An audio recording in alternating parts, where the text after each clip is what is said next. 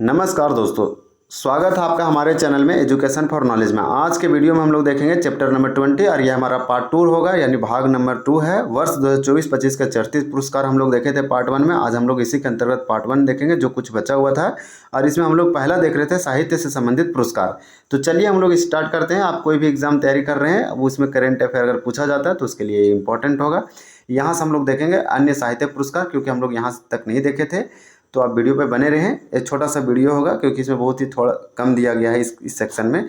तो अन्य साहित्य पुरस्कार के बारे में देखेंगे तो इंदिरा गांधी शांति निरस्त्रीकरण और विकास पुरस्कार 2024 हेतु चिली के पूर्व राष्ट्रपति वेरोनिका मिशेल बेचलेट जो जेरिया को चुना गया। तो ये बहुत इंपॉर्टेंट है, आपसे पूछा जा सकता है डायरेक्टली। यह एक साहित्य पुरस्कार है जो इंदिरा गांधी के नाम पे रखा गया है यह पुरस्कार, और उसी के सम्मानित में यह अवार्ड दिया जाता है।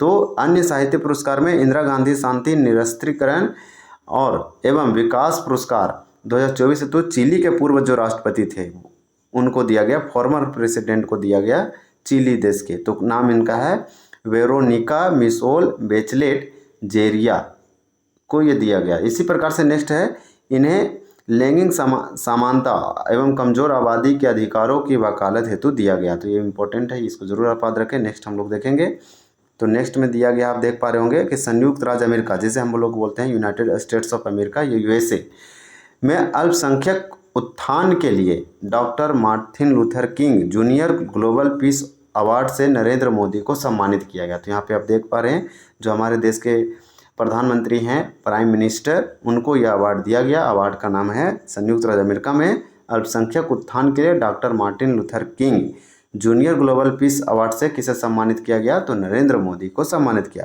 केरल के कोझिकोड में आयोजित एक समारोह में प्रसिद्ध लेखिका सारा जोसेफ को 2024 में मातृभूमि साहित्य पुरस्कार से सम्मानित किया गया।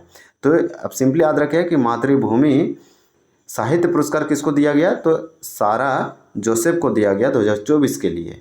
इसी प्रकार से हम लोग नेक्स्ट देखेंगे चित्रकला क्षेत्र में योगदान हेतु मध्य प्रदेश सरकार ने 2023 का कालिदास सम्मान जिसे रघुपति भट्ट को प्रदान किया गया। तो कालिदास सम्मान जो मध्य प्रदेश के द्वारा दिया जाता है, मध्य प्रदेश का कैपिटल क्या है? तो भोपाल है, और मध्य प्रदेश के सरकार के द्वारा यह अवार्ड दिया गया 2023 के लिए। नाम है कालिदास सम्मान।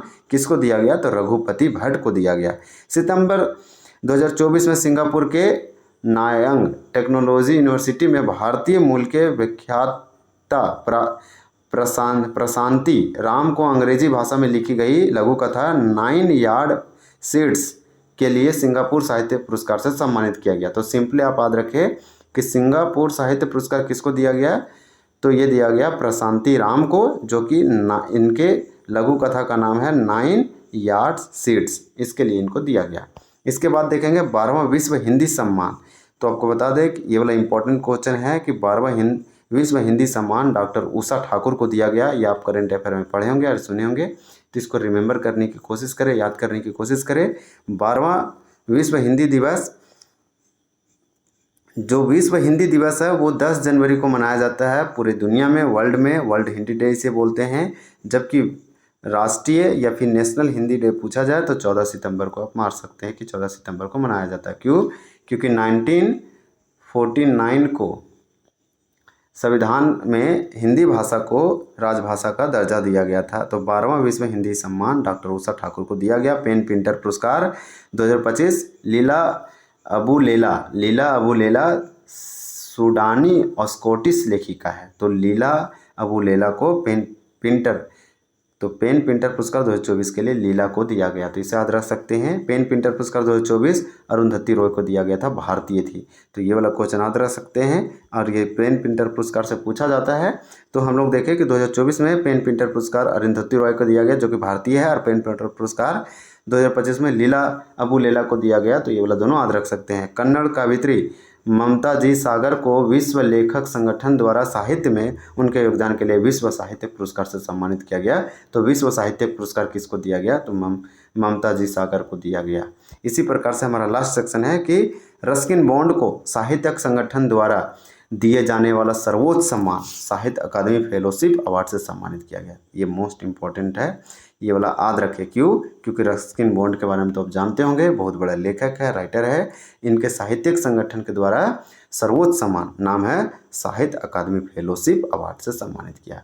तो ये सेक्शन हमारा कंप्लीट होता, बहुत अच्छा से हम लोग कंप्लीट किए। इसमें हम लोग एक चीज़ नहीं देखे, इसमें हम लोग पुलित्जर पुरस्कार के बारे में देखे, ज्ञानपीठ पुरस्कार 24-23 दोनों देखे, व्यास सम्मान 24-23 दोनों देखे, सरस्वती सम्मान इसी प्रकार से 34वां सरस्वती और 33वां सरस्वती सम्मान देखे।